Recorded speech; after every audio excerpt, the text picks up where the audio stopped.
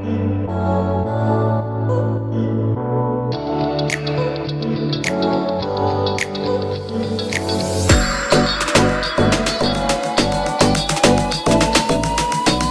this way.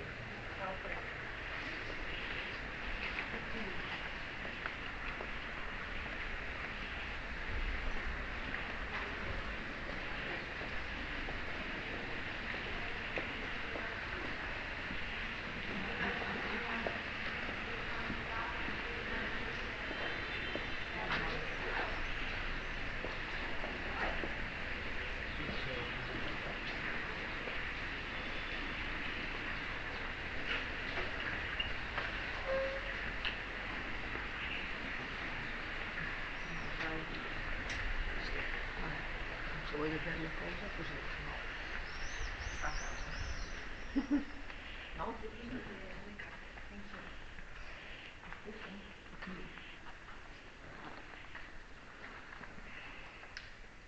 Well, so this is the first room, the tower room, and here you can see the ceiling. The ceiling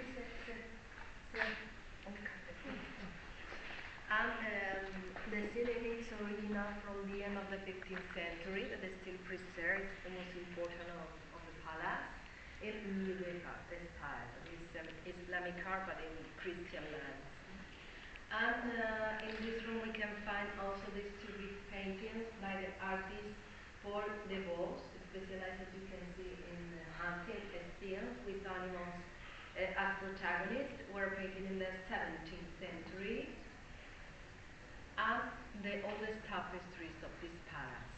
This is about the fireplace, and the fireplace, as you can see, it's an allegory of the winter that was made by an artist who was working in the cycle of Pilatos the Elder. And this is the oldest tapestries of the palace from the middle of the 16th century that represent a mythological scene. That was when Perseus freed Andromeda from the sea monster Theto. And in the different rooms of this palace, you can find in this upper floor photographs of the different generations of the owners of the palace. They are the Medina Celis family. It's a very important noble family in Spain. They are dukes. They don't live here. The family doesn't live here. Actually, they live in another palace, but still use all these rooms in special occasions, for special receptions, for special meetings. Well, so we pass now at the gala dining room.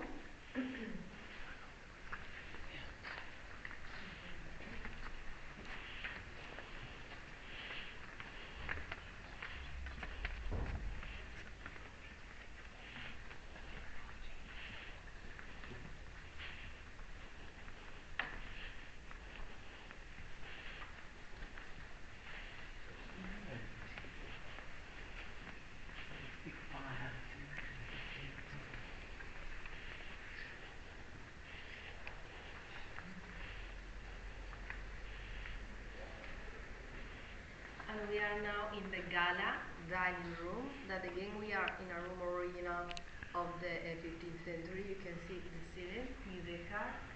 But this room began to be used as a gala dining room in the 19th century, not before.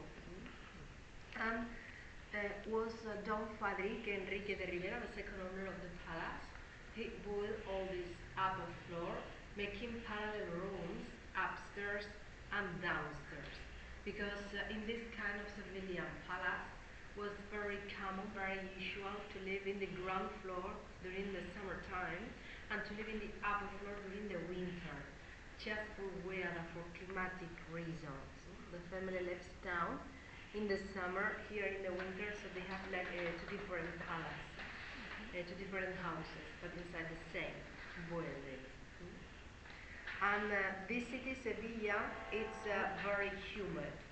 And to avoid the humidity, the Arabs start to use the tiles, the ceramic tiles, to cover the walls.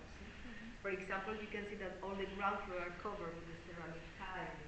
You can find 150 different designs. All of them came from the neighborhood of Triana, that is the ceramic neighborhood in Sevilla. between the 1536 and the 1539 came all the tiles production you can find in this ground floor.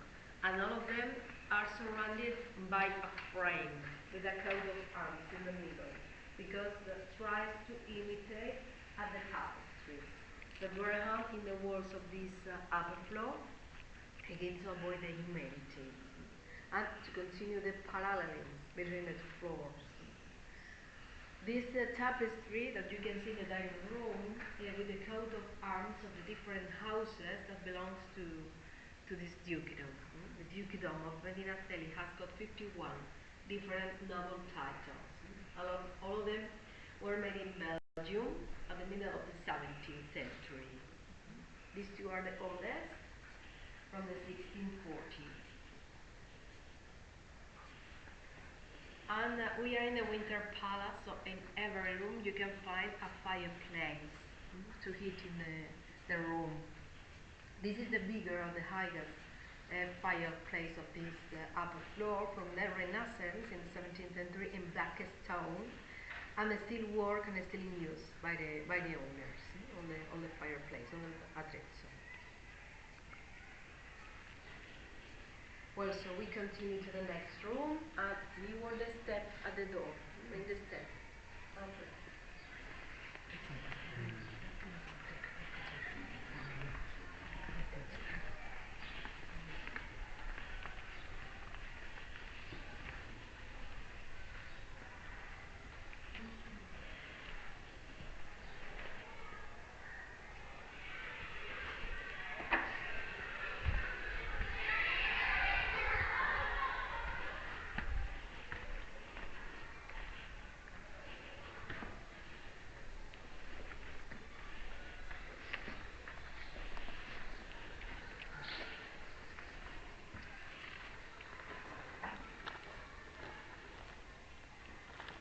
And we are now in the daily dining room.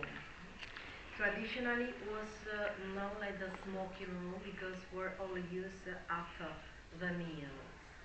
And here we can find the third Mudéjar ceiling. It had been recently restored by your own restoration workshop in collaboration with the students of the University of Seville, because this ceiling was very dark for the pass of time. The smoke or the candles we have the light in the 15th century, so they are cleaning 5 or 6 months ago, more or less. Well, so in this room we can find another tapestry that shows us an anachronic scene between Mark Antony and Cleopatra. The moment that Mark Antony puts a pearl, a precious gem on the Cleopatra's cap for drink. For example, you can see that all the faces of the characters that we have are very Europeans, and the clothes that they are wearing are the typical clothes of the 17th century. That was the day that this tapestry was made. So they're Egyptian clothes. Well, so these 3 previous rooms are the oldest of the upper floor: tower room, the gala dining room, and daily dining room, 15th century. And we enter now in the most recent one, because this next room was recently recreated in the 21st century, and now you're going to see that it's completely different to these 3 previous rooms. With us?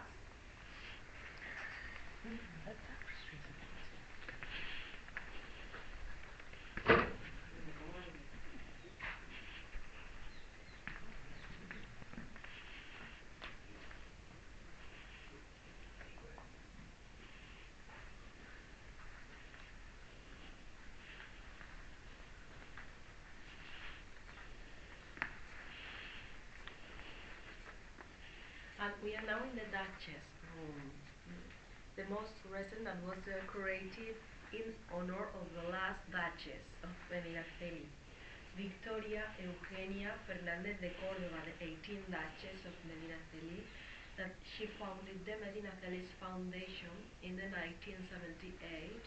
This house belongs to this private foundation of the family. And she lived in this palace from the end of the Civil War until the year 2013, that she passed away. So in this room we exhibit part of the Duchess collection. The paintings, most of them are locally folkloric scenes, popular paintings.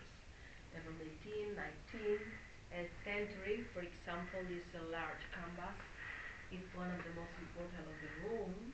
This is represents a bullfight in the bullring of Seville. La Maestranza was painted by Alexandre Prévost, a French painter in 1875, and it's important from an historical point of view. For example, show us that the bullring of Seville is still unfinished at the moment of this painting. We have only one ring with the people that permit this view that you can see behind with the cathedral and the Giralda that will finish the construction 6 years later in the 1881 with the second ring that was spoiled on the one that we have here, that is starting on the right of the painting.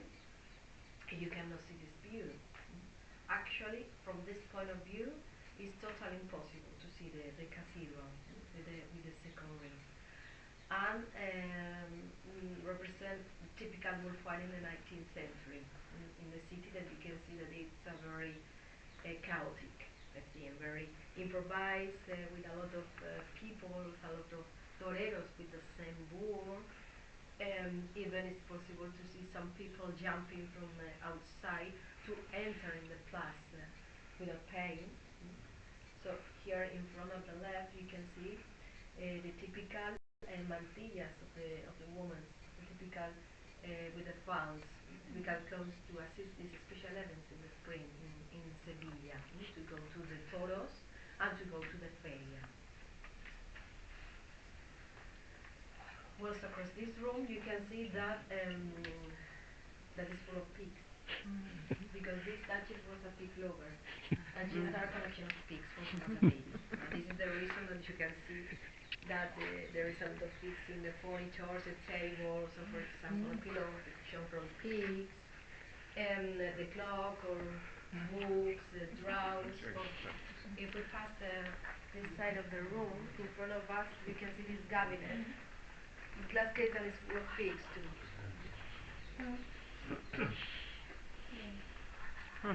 The different parts of the wall and different size that she had been recollected during all his life. When you pass, you can see this, the big one of the flowers of the roses in the middle. It's a Scottish pottery pick of the 18th century.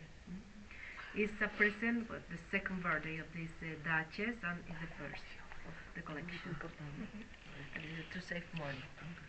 But this is a minimal part of the pick collection.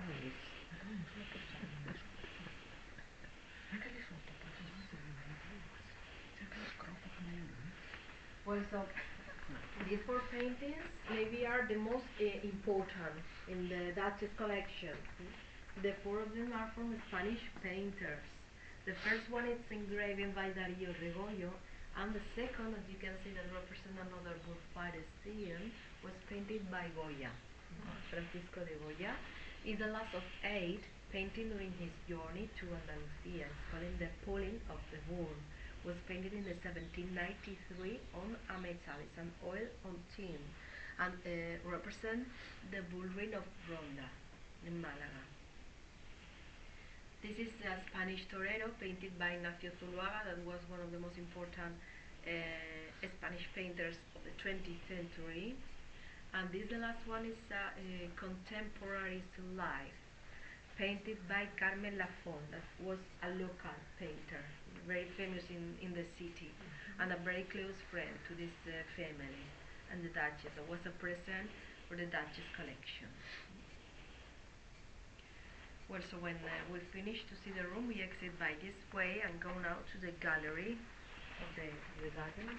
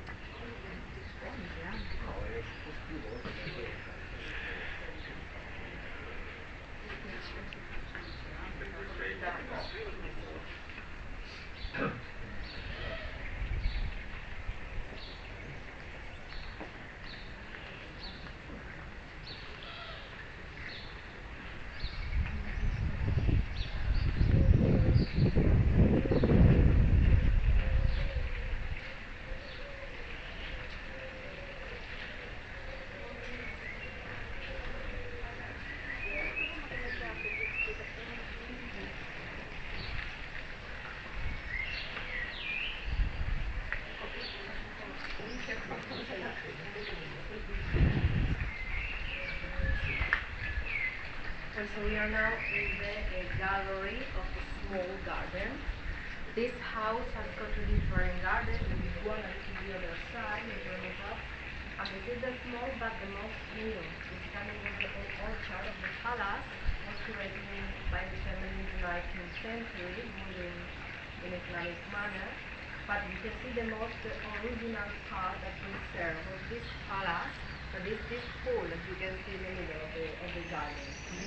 This small pool is the word was aljibe in Islamic war, and remind us the privilege that hosted this palace in the 15th century. This house was built in 1483 by Pedro Enriquez and Catalina de Rivera. Pedro Enriquez, that was a civil governor of Andalusia and the uncle of Ferdinand, the Catholic king, and Catalina, that she was a member of one of the richest families at the time. So they spent a great sum of money to buy 320,000 maravedíes, that was the coin at the moment.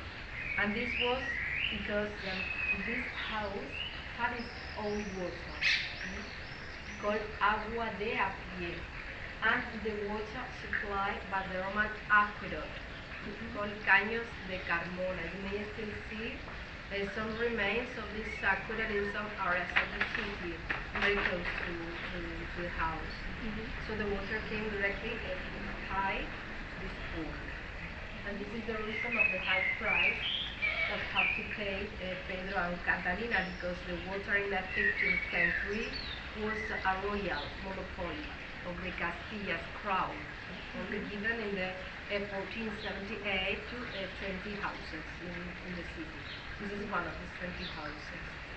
Some convents that have the concession of the water, the cathedral, and the Casa, the royal Casa, because it's the royal palace. The rest of the people have to go to the fountain, the public fountains, because in the houses there is no water. So in the 15th century school works like a water tank, because it was very tailored, but actually it's independent. Now it's bound of the garden. And when the family created the garden, added to the pool a fountain. And you can see it's a small sculpture that represents a god Bacchus. That is smiling because in water, the one was made by Mariano Mendure. That was a very famous Spanish sculptor at the beginning of the 20th century. Well, so when finished to see the gallery, take the time, we go now to the press house room, that is the last room of this visit. Okay.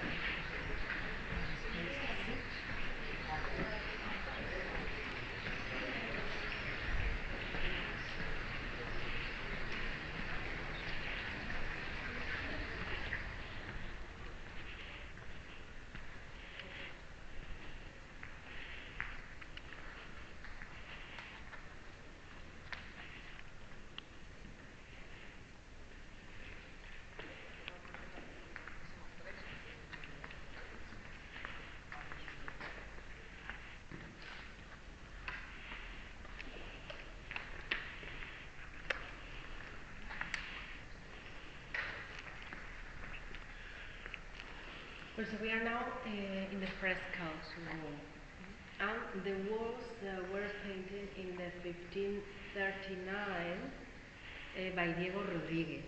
As you can see, that are not very good preserved. And the reason that they are covered with several layers of lime, the caliche. Were discovered in the 1950, and the reason that you can see of this bad conservation is the lime, because the lime is a powerful disinfectant used in time of epidemic plagues to avoid infection. One was the plague of the peste in the 1649, or the cholera. All the people and their survivors covered the streets and the houses with a lime, because it's a powerful disinfectant, but also it's a powerful abrasive. And this house was used as a kind of hospital during this time. This is the reason of the bad conservation of the walls, and unfortunately, when discovered in the 1950, only the parts can you see were survived. The rest disappeared with the lime. And they represent the trial of the 4 seasons, like an allegory of the past of the time. And Diego Rodriguez, to paint the 4 walls, copied these 4 sketches. As you can see in this picture, that actually you can see in the British Museum the original engravings, and were painted by Peter Cook van Hart for the love of Peter Bruegel. Well, so maybe the most important piece of this fresco room is this relief. Most of the sculpture collection that you can find in the palace and the paintings came from Naples, because some members of this family were a viceroy of Naples. And this is the reason that you can find a lot of paintings by Luca Giordano, Giuseppe Recco, Mico Spadaro, Van Vitelli, among others. And the third owner of the house, Pere Juan de Rivera, was the first member of this family that was viceroy of Naples, and ordered a great number of statues, making an important sculpture collection that he will display in the palace. For example, all the statues that you can find in the gardens, the 24 busts of emperors that you can see around the gallery, or the biggest statues in the 4 corners of the courtyard. The goddess Athena, the goddess Minerva, the goddess Ceres, and a dancing girl came from this collection. And this is one of the most important pieces. It's a Roman relief from the 2nd century that represents Leda and the swan. When the god Theus became a swan to possess Leda. And some classic baths that you can find in the rooms that belongs to this sculpture collection too. The ceilings, we are now in a room of the 16th century. And at this time in Seville we are living the Mudéjar, that was between the 13th and the 16th century. So the ceiling is not the same as the first that we saw in the 3 first rooms that are completely decorated. Now it's more simple. Are becoming to be more functional and not decorative. And in this room we have no fireplace, but we have braziers. It's very typical, this kind of braziers. In Andalusia, it's a different centuries. A ceiling used by the family. You can burn with a fire and heat the room, or you can burn incense and perfume on the rooms. Well, so we are finished this guided tour in the upper floor. You can continue now to visiting on the ground floor on your own.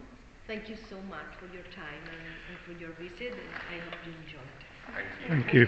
Thank you. So we exit by this way.